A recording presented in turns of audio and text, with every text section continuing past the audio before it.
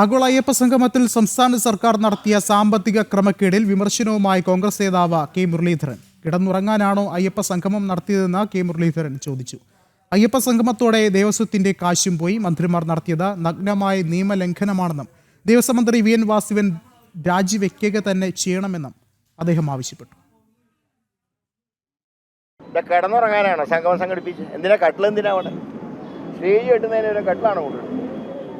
മുഖ്യമന്ത്രിക്ക് അവിടെ വരാൻ ഇത്ര ലക്ഷം. മുഖ്യമന്ത്രിയുടെ യാത്ര എല്ലാവർക്കും അറിയാം. ഏത് മുഖ്യമന്ത്രി വന്നാലും സംസ്ഥാന സർക്കാരല്ലേ ഫണ്ട് ചിലവാക്കുന്നത്. അതിന് കിലോമീറ്ററിന് ഇത്ര രൂപ വെച്ചിട്ടല്ലേ ടി എ കൊടുക്കുന്നത്. അതിന് മുഖ്യമന്ത്രിനെ കൊണ്ടുവരാൻ ഇത്ര ലക്ഷം ചിലവ്.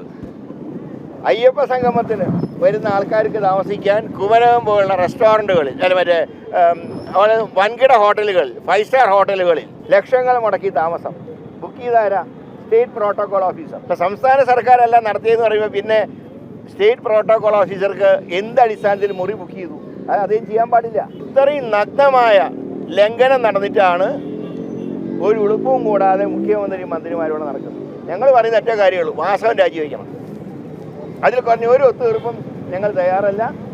നിയമസഭയിൽ തെറ്റായ കണക്ക് പറഞ്ഞതിന് വാസവനെതിരെ അവകാശ ലംഘനത്തിന് നോട്ടീസ് കൊടുക്കാൻ UDF തീരുമാനിച്ചിട്ടുണ്ട്.